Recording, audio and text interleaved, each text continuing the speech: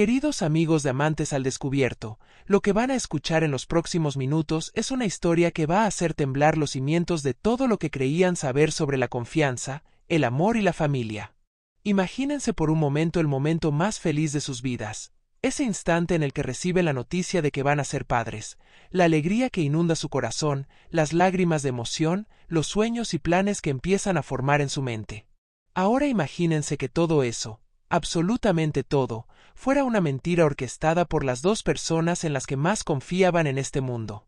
Esta es la historia real de Javier, un hombre de 35 años de Bogotá, Colombia, que durante 7 meses vivió la ilusión más hermosa de su vida, preparándose para ser padre por primera vez, decorando la habitación del bebé, comprando ropita, leyendo libros sobre paternidad, soñando con el momento en que pudiera cargar a su hijo en brazos.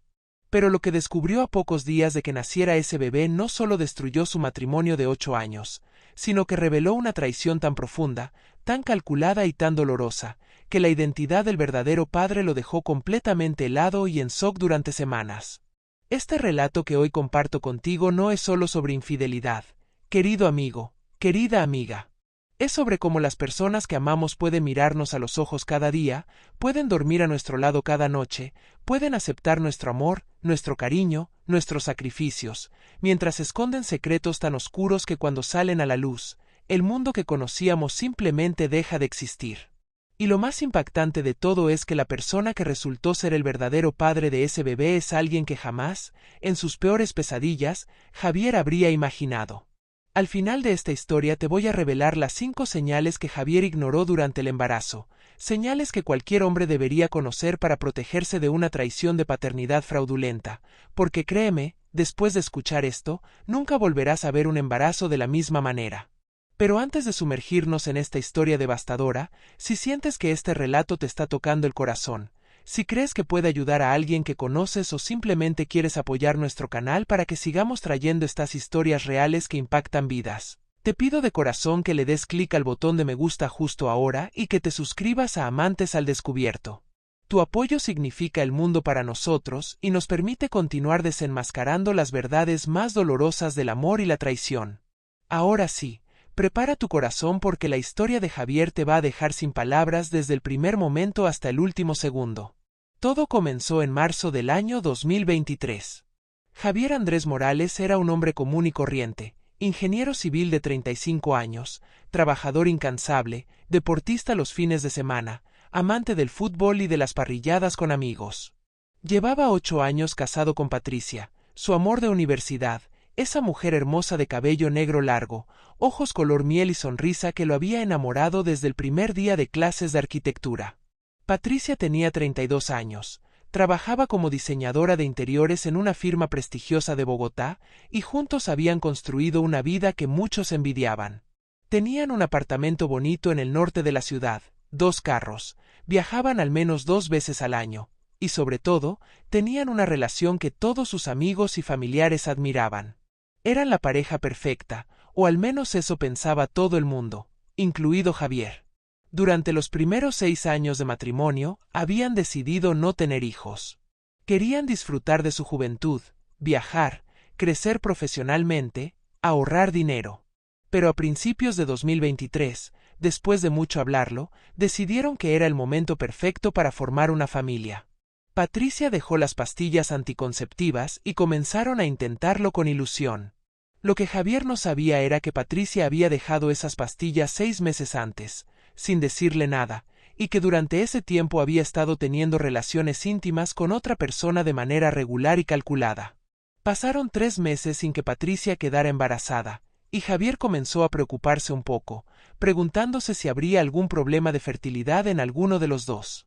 Pero Patricia lo tranquilizaba con dulzura, diciéndole que era normal, que debían ser pacientes, que el estrés podía afectar, que simplemente siguieran disfrutando del proceso sin presión. Y Javier le creía, porque confiaba en ella con cada fibra de su ser. Lo que no sabía es que Patricia estaba perfectamente embarazada, solo que el bebé no era de él, y ella estaba esperando el momento perfecto para dar la noticia, calculando las semanas para que coincidiera con la cronología de cuando supuestamente habían empezado a intentarlo. Una tarde de finales de marzo, Javier llegó del trabajo y encontró a Patricia sentada en el sofá de la sala, con las manos en el vientre y lágrimas en los ojos. El corazón se le aceleró inmediatamente pensando que algo malo había pasado. Corrió hacia ella y se arrodilló frente a su esposa, tomándole las manos con preocupación, preguntándole qué sucedía, si estaba bien, si había pasado algo en el trabajo. Patricia lo miró con esos ojos color miel brillantes de lágrimas y le dijo con voz temblorosa: «Mi amor, estoy embarazada. Vamos a tener un bebé». Javier sintió que el mundo se detenía en ese instante. Una explosión de felicidad recorrió todo su cuerpo, una emoción tan intensa que nunca antes había experimentado. Se puso de pie de un salto, levantó a Patricia del sofá y comenzó a dar vueltas con ella entre sus brazos, riendo, llorando, besándola, diciéndole que la amaba, que sería el mejor padre del mundo, que su bebé sería el niño más feliz del planeta. Patricia lloraba contra su pecho, pero no eran lágrimas de felicidad como Javier pensaba. Eran lágrimas de culpa mezcladas con alivio de que su plan estuviera funcionando a la perfección. Esa noche fue mágica para Javier. Llamaron a todos los familiares y amigos cercanos para dar la noticia. La mamá de Javier lloró de emoción al teléfono. Su papá le dijo que estaba orgulloso de él. Sus hermanas comenzaron a planear el baby shower. Sus amigos lo felicitaron y bromearon sobre noches sin dormir y pañales. Pero hubo una llamada que Patricia hizo en privado, desde el baño con la puerta cerrada, una llamada que Javier nunca supo que existió. Patricia llamó al verdadero padre de ese bebé y le dijo con voz fría y calculada: «Ya está hecho, le dije que estoy embarazada». Se lo creyó todo. «Ahora tienes que mantener la distancia como acordamos. Nadie puede saber la verdad». Los meses siguientes fueron los más felices en la vida de Javier. Se convirtió en el esposo más atento y cariñoso del mundo. Acompañaba a Patricia a cada cita médica, le compraba sus antojos sin importar la hora, le daba masajes en los pies cuando le dolían, le leía libros sobre embarazo, descargó aplicaciones para seguir el desarrollo del bebé semana por semana. Comenzó a arreglar la habitación que sería del bebé, pintándola de un amarillo suave porque querían que fuera sorpresa si era niño o niña. Compró una cuna hermosa de madera, un móvil musical, montañas de ropita de bebé en colores neutros. Instaló repisas para libros infantiles, puso cuadros tiernos en las paredes, armó un cambiador con todos los productos de bebé organizados. Cada vez que entraba a esa habitación se imaginaba cargando a su hijo o hija, meciéndolo para dormirlo, leyéndole cuentos, viendo sus primeros pasos en ese cuarto lleno de amor. Patricia lo observaba hacer todo esto con una mezcla de emociones complejas. Por un lado, disfrutaba de las atenciones y del hecho de que Javier estuviera asumiendo toda la responsabilidad emocional y económica del embarazo. Por otro lado, a veces sentía punzadas de culpa cuando lo veía tan ilusionado, cuando escuchaba cómo hablaba del bebé con tanto amor, cuando lo sorprendía mirando el ultrasonido con ternura antes de dormir. Pero esa culpa nunca fue lo suficientemente fuerte como para hacerla confesar la verdad. Estaba demasiado metida en su mentira, demasiado comprometida con mantener su doble vida. Porque sí, Patricia seguía viéndose con el verdadero padre del bebé. No tan seguido como antes de quedar embarazada, pero sí lo suficiente para mantener esa conexión. Se encontraban en cafés discretos, en hoteles de paso en las afueras de la ciudad, a veces incluso en la casa de él cuando sabía que Javier estaría ocupado todo el día. Y cada vez que regresaba a casa después de uno de esos encuentros, besaba a Javier en la mejilla, se sentaba en el sofá y dejaba que él acariciara el vientre mientras le hablaba al bebé con esa voz dulce y llena de amor. Era una actuación perfecta, tan perfecta que ni el mejor detector de mentiras habría podido descubrirla. Pero las mentiras, por más bien construidas que estén, siempre tienen grietas. Siempre hay detalles que no encajan, comportamientos que levantan sospechas, pequeñas inconsistencias que van acumulándose hasta que alguien decide prestar atención. Y en el caso de Javier, esa grieta comenzó a aparecer cuando el embarazo llegó a los 6 meses. Patricia comenzó a comportarse de manera extraña. Se ponía nerviosa cuando sonaba su teléfono y Javier estaba cerca. Empezó a salir más seguido con excusas vagas, diciendo que tenía que ver muestras de telas para un cliente, que necesitaba caminar para que el bebé se acomodara, que el doctor le había recomendado más actividad física. Javier, siendo el esposo confiado que era, nunca cuestionaba nada. Simplemente le decía que tuviera cuidado, que no se cansara demasiado, que lo llamara si necesitaba algo. Pero había alguien que sí estaba prestando atención a estos comportamientos. Camila, la hermana menor de Javier, una estudiante de psicología de 26 años con un instinto muy agudo para detectar mentiras, había notado cosas raras en Patricia desde hacía meses. La forma en que desviaba la mirada cuando hablaban del bebé, cómo cambiaba de tema cuando alguien preguntaba detalles específicos sobre las fechas del embarazo, la manera en que se tensaba cuando alguien mencionaba parecidos genéticos o rasgos heredados. Camila no quería creer lo que su intuición le estaba diciendo, porque significaría que su cuñada, la mujer que su hermano adoraba, estaba cometiendo la traición más horrible que pudiera existir. Pero decidió estar atenta, por si acaso. Un sábado por la tarde de junio, cuando el embarazo ya estaba en el 7º mes, ocurrió algo que encendió todas las alarmas. La familia había organizado una parrillada en la casa de los padres de Javier para celebrar que pronto llegaría el bebé. Estaban todos, los papás de Javier, sus 2 hermanas con sus esposos e hijos, algunos tíos y primos, y por supuesto, Patricia con su vientre ya muy pronunciado. Era una reunión familiar alegre, con música, comida, risas y muchas fotos del futuro bebé con todos los miembros de la familia. En un momento dado, el papá de Javier, don Roberto, un señor de 68 años, médico jubilado con muchos años de experiencia en obstetricia, estaba conversando con Patricia sobre el desarrollo del bebé. Le preguntó detalles sobre los movimientos, sobre las ecografías, sobre la posición del bebé.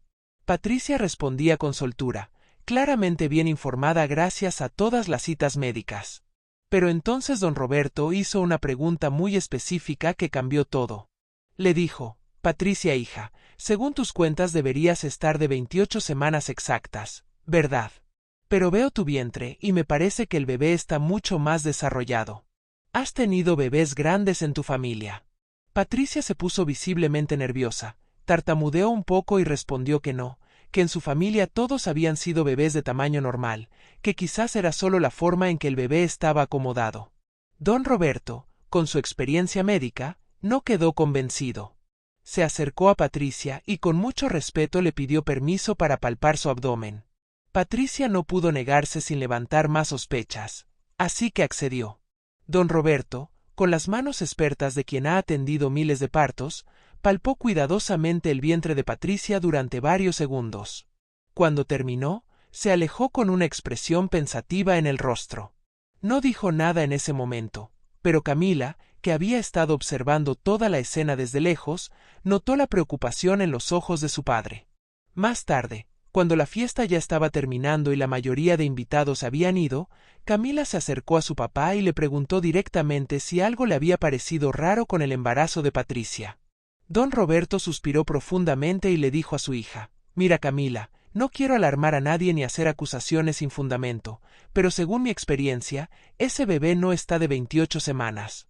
Yo diría que está de 32, tal vez 33 semanas. Eso significaría que Patricia quedó embarazada al menos un mes antes de lo que nos dijo.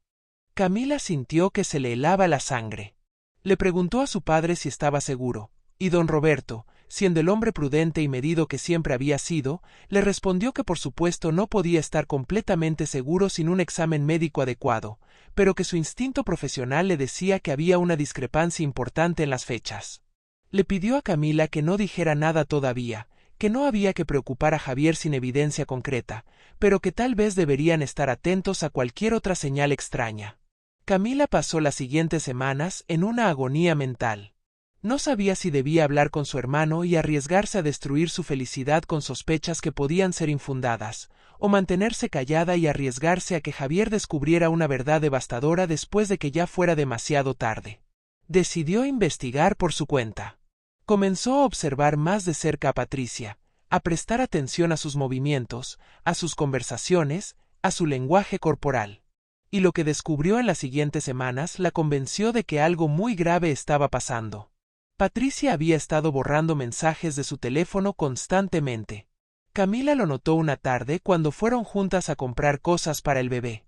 Cada vez que recibía una notificación, Patricia revisaba el teléfono con nerviosismo, leía rápidamente y borraba.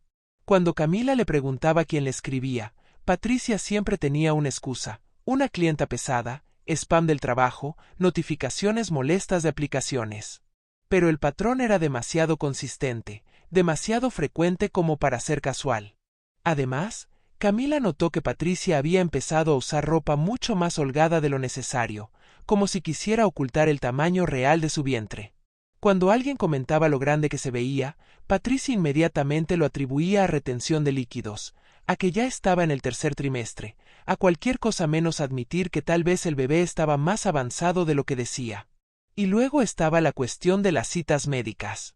Javier acompañaba a Patricia la mayoría, pero había algunas a las que Patricia iba sola, diciendo que eran chequeos rutinarios que no requerían que Javier perdiera tiempo del trabajo.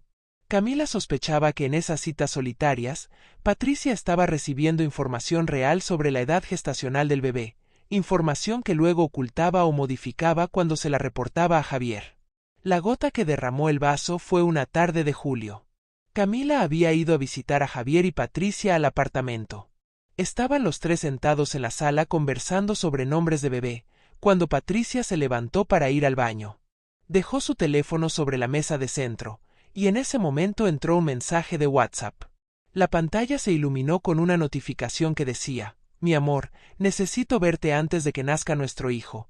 Tenemos que hablar de cómo vamos a manejar esto». El nombre del contacto estaba guardado simplemente como Arquitecto Sánchez. Camila vio el mensaje completo en esa fracción de segundo antes de que la pantalla se apagara. Su corazón comenzó a latir desenfrenadamente. Miró a Javier, que estaba distraído viendo algo en su propio teléfono, completamente ajeno a lo que acababa de pasar. El impulso de Camila fue gritarle a su hermano, decirle que leyera ese mensaje, que confrontara a Patricia inmediatamente. Pero se contuvo porque sabía que necesitaba más pruebas. Necesitaba estar absolutamente segura antes de destrozar la vida de su hermano. Cuando Patricia regresó del baño, tomó su teléfono con naturalidad y siguió conversando como si nada. Pero Camila ya no podía concentrarse en la conversación. Su mente estaba trabajando a toda velocidad, planificando qué hacer con esta información. Se despidió poco después y se fue a su apartamento, donde pasó horas investigando en redes sociales y Google tratando de identificar quién era ese tal Arquitecto Sánchez. No le tomó mucho tiempo encontrarlo. Arquitecto Sánchez era en realidad el arquitecto Mario Sánchez, un hombre de 42 años, socio de la firma donde trabajaba Patricia. Camila revisó su perfil de Instagram y de LinkedIn, y lo que vio le confirmó sus peores sospechas. Había varias fotos donde aparecía Patricia, fotos de eventos de la empresa, de salidas de trabajo, de celebraciones profesionales. Y en muchas de esas fotos, la manera en que Mario miraba a Patricia, la cercanía de sus cuerpos, la complicidad en sus sonrisas, todo gritaba que había algo más que una relación profesional. Camila sabía que tenía que actuar rápido. El bebé nacería en cuestión de semanas, y si sus sospechas eran correctas, Javier se convertiría legalmente en el padre de un niño que no era suyo a menos que alguien interviniera antes. Decidió hacer algo arriesgado pero necesario. Creó un perfil falso en Instagram, se hizo pasar por una mujer que había visto a Mario y Patricia juntos en un hotel, y le envió un mensaje privado a Mario preguntándole directamente si estaba teniendo una aventura con una mujer embarazada. La respuesta de Mario fue rápida y reveladora. En lugar de negar o ignorar el mensaje, respondió de manera defensiva, diciendo que su relación con Patricia no era asunto de nadie más, que eran dos adultos que se amaban y que estaban manejando una situación complicada de la mejor manera posible. Luego, quizás en un momento de enojo o imprudencia, escribió algo que le dio a Camila toda la confirmación que necesitaba. Escribió: «Además, ese bebé es mío, no del idiota de su esposo, así que no tienes derecho a juzgarnos».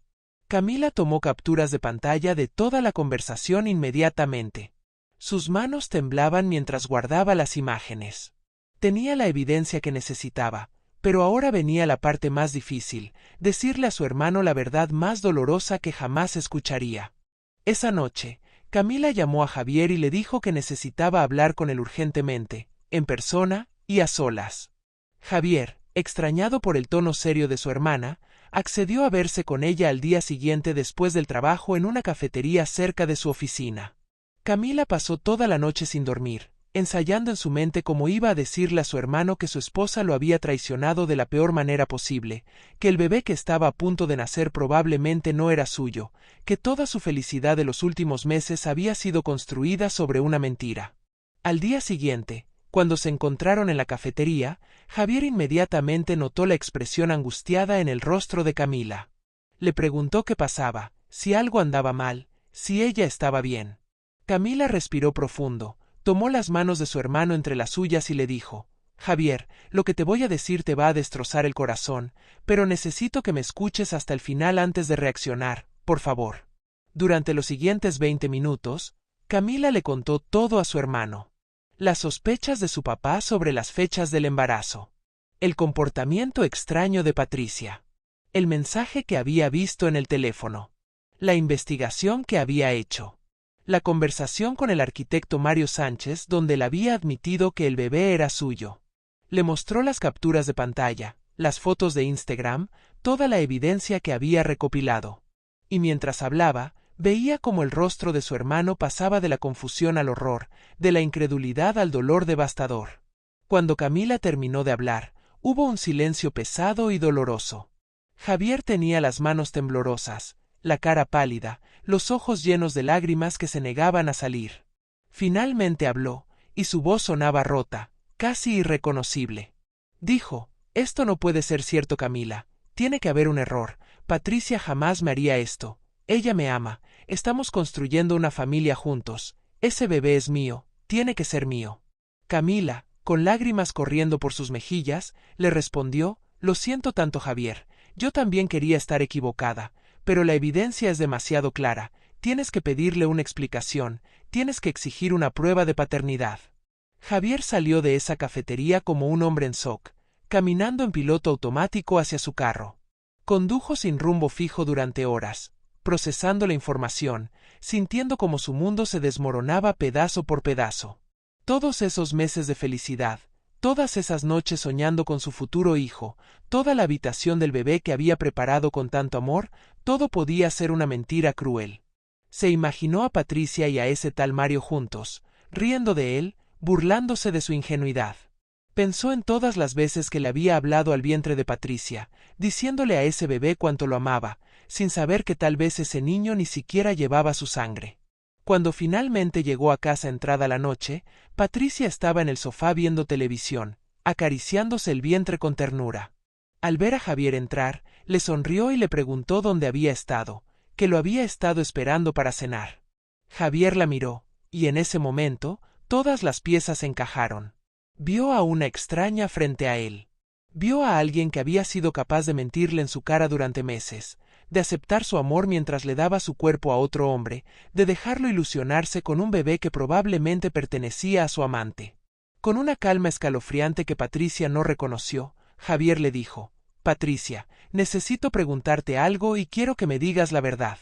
¿Ese bebé que llevas en tu vientre es realmente mío?» Patricia se puso pálida instantáneamente. Sus ojos se abrieron enormes, su boca se abrió pero no salieron palabras.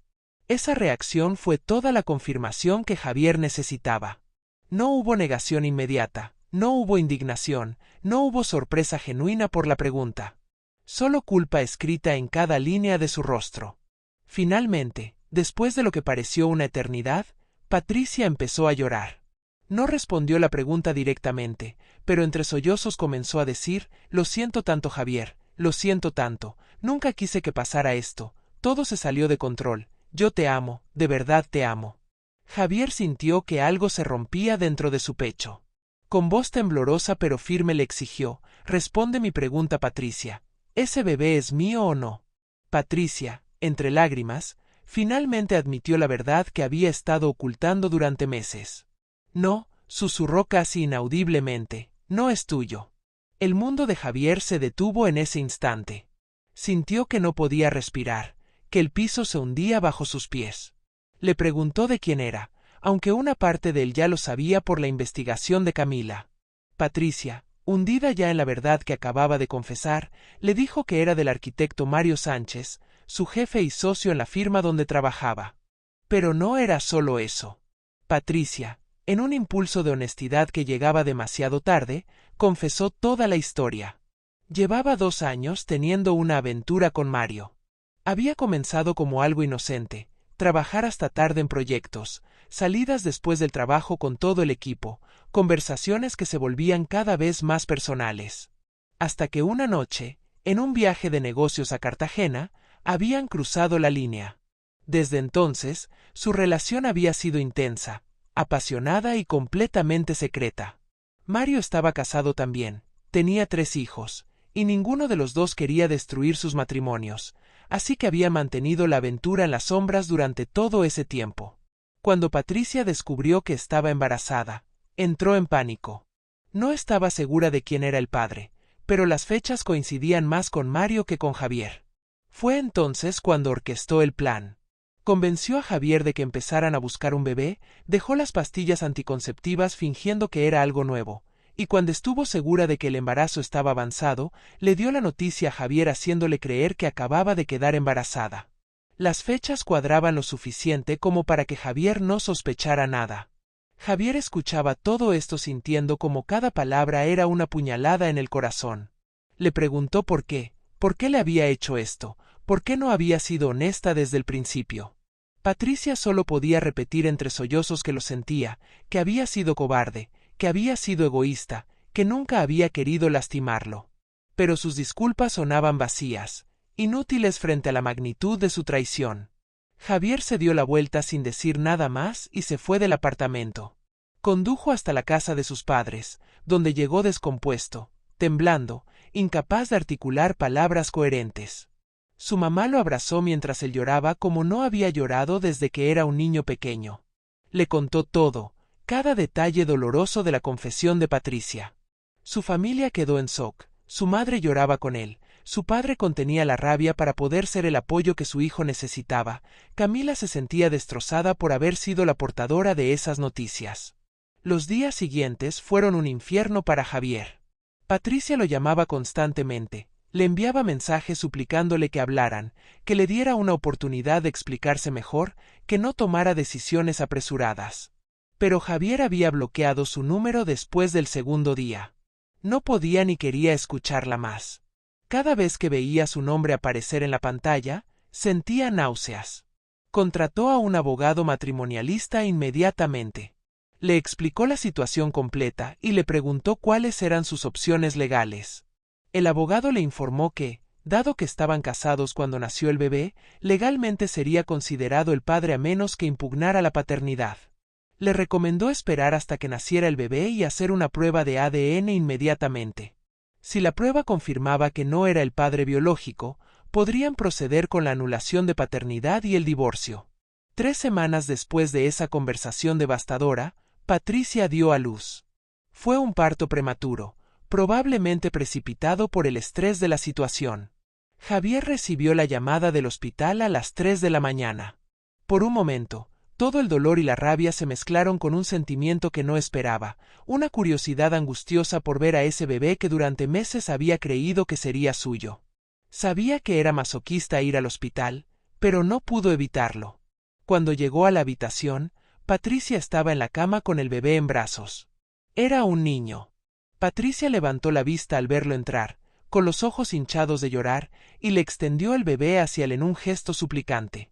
Javier se acercó lentamente y miró al recién nacido. Era perfecto, pequeñito, con mejillas sonrosadas y esa cara arrugadita típica de los bebés recién nacidos. Pero entonces vio algo que lo dejó completamente helado, algo que ni siquiera había considerado en sus peores escenarios. Ese bebé tenía un lunar distintivo en forma de media luna justo encima de la ceja izquierda. Y Javier conocía ese lunar, lo había visto 1000 veces. Pero no en Patricia, ni en Mario Sánchez, a quien había investigado en fotos. Ese lunar estaba en alguien muchísimo más cercano a él. Con las manos temblando, Javier tomó su teléfono y buscó en su galería una foto específica. Una foto tomada hacía 2 meses en una parrillada familiar. Ahí estaba la confirmación de lo que su mente no quería aceptar.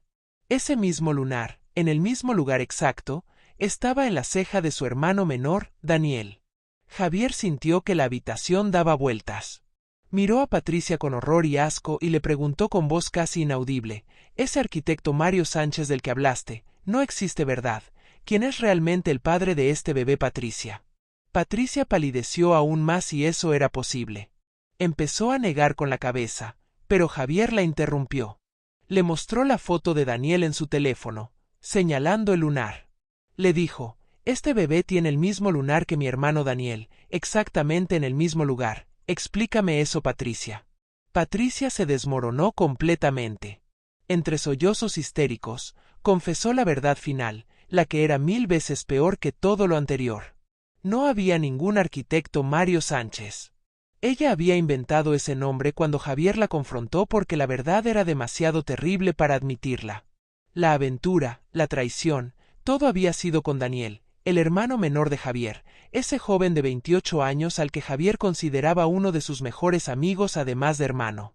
Todo había comenzado hace un año, cuando Daniel había tenido problemas en su apartamento por una inundación y se había quedado 2 meses viviendo con Javier y Patricia mientras lo reparaban. Patricia y Daniel habían empezado a pasar mucho tiempo juntos cuando Javier trabajaba hasta tarde. Al principio eran solo conversaciones, risas compartidas, una conexión que se sentía peligrosa pero emocionante. Y luego, una noche que Javier tuvo que viajar por trabajo, sucedió. Patricia y Daniel cruzaron todas las líneas, y después de eso no pudieron parar. Habían seguido viéndose en secreto, en el apartamento de Daniel, en hoteles, a veces incluso en la casa de Javier cuando él no estaba. Cuando Patricia descubrió que estaba embarazada, entró en pánico total. Habló con Daniel, y juntos decidieron que Patricia convencería a Javier de que era momento de tener un bebé, y nadie sospecharía nunca la verdad. Daniel, cobardemente, aceptó el plan. Incluso actuó como el tío emocionado durante todos esos meses, yendo a las reuniones familiares, bromeando con Javier sobre enseñarle al sobrino a jugar fútbol, todo mientras sabía que ese bebé era su propio hijo. Javier tuvo que salir corriendo de esa habitación porque sentía que iba a vomitar. Llegó al baño del hospital y se dejó caer de rodillas frente al inodoro, con arcadas que venían no solo del estómago sino del alma. Su esposa y su hermano menor, al que había cuidado toda su vida, al que había apoyado en todo, al que consideraba familia sagrada. Los dos lo habían traicionado de la manera más vil, más calculada, más dolorosa que podía existir. Cuando logró componerse lo suficiente, llamó a sus padres y les dijo que vinieran al hospital inmediatamente. Cuando llegaron, Javier les contó toda la verdad, sin omitir ningún detalle. La cara de don Roberto pasó del shock a una ira que sus hijos jamás le habían visto. Su madre simplemente se desplomó en una silla, llorando desconsoladamente. Camila, que también había llegado, se quedó paralizada, incapaz de procesar que su hermano menor, su compañero de juegos de infancia, hubiera sido capaz de algo así. Don Roberto entró a la habitación donde estaba Patricia con el bebé y le dijo con una frialdad cortante que tenía exactamente 24 horas para salir del apartamento que compartía con Javier. Que todo el proceso legal vendría después, pero que no quería que su hijo tuviera que verla ni un segundo más. Patricia solo asentía entre sollozos, sosteniendo a ese bebé que representaba la destrucción de 2 familias. Pero faltaba enfrentar a Daniel. Javier sabía que tenía que hacerlo, aunque la sola idea de ver a su hermano lo llenaba de una rabia tan intensa que temía lo que podría hacer. Sus padres decidieron que sería mejor que toda la familia estuviera presente para que Javier no hiciera algo de lo que pudiera arrepentirse legalmente. Citaron a Daniel en la casa de sus padres al día siguiente, sin decirle de qué se trataba. Cuando Daniel llegó, con esa sonrisa despreocupada que Javier ahora veía como la máscara de un traidor, se encontró con toda la familia esperándolo en la sala. La sonrisa se borró de su rostro al ver las expresiones en todos ellos. Javier se levantó, se acercó a su hermano y le dijo con una voz tan fría que parecía venir de otra persona: «El bebé de Patricia nació ayer, es un niño hermoso, tiene tus mismos ojos, tu misma nariz y tu mismo lunar sobre la ceja izquierda. Felicitaciones, papá». Daniel se puso blanco como el papel. Abrió la boca para hablar, pero no salió ningún sonido. Javier continuó: «Me pregunto cuántas veces te reíste de mí estos meses. ¿Cuántas veces me viste emocionado preparando la habitación del bebé mientras tú sabías que era tuyo? ¿Cuántas veces escuchaste mis planes de ser padre mientras te acostabas con mi esposa? Daniel finalmente encontró su voz y comenzó a balbucear disculpas incoherentes, diciendo que nunca había querido que pasara, que se había enamorado de Patricia sin quererlo, que todo había sido un error terrible. Pero Javier lo interrumpió. Le dijo que no quería escuchar sus excusas, que a partir de ese momento no tenía hermano, que Daniel había muerto para él el día que decidió traicionarlo de esa manera. Don Roberto, conteniendo apenas su ira, le dijo a Daniel que tenía que irse de esa casa inmediatamente y que no era bienvenido nunca más, que había deshonrado a la familia de la peor manera posible y que tendría que vivir con esa vergüenza el resto de su vida. La mamá de Javier lloraba desconsoladamente, viendo cómo su familia se desintegraba frente a sus ojos. Daniel, con lágrimas corriendo por su rostro, suplicó perdón, dijo que estaba dispuesto a hacer lo que fuera para arreglar las cosas. Pero todos sabían que no había arreglo posible para algo así. Había líneas que una vez cruzadas no permitían regreso, y Daniel había cruzado todas ellas. Los meses siguientes fueron los más oscuros en la vida de Javier.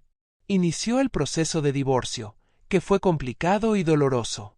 Patricia intentó pedir manutención, pero cuando la prueba de ADN confirmó oficialmente que Javier no era el padre biológico, el juez desestimó esa solicitud y también le permitió a Javier recuperar su apellido que había sido registrado inicialmente en el bebé. Patricia y Daniel ahora tenían que asumir juntos la responsabilidad de ese niño que era producto de su traición. Javier pasó por terapia intensiva durante meses.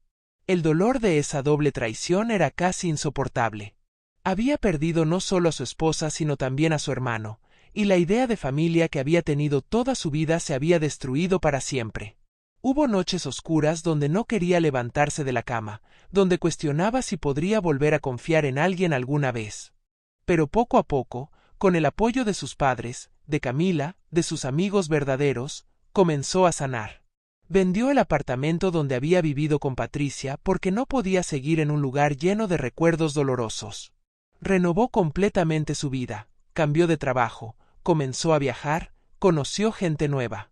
Lentamente, muy lentamente, Javier comenzó a reconstruirse. La última vez que supo de Patricia y Daniel fue un año después del nacimiento del bebé. Supo por terceros que ninguno de los dos había podido mantener la relación. La culpa y la vergüenza habían destruido cualquier sentimiento que hubieran tenido el uno por el otro.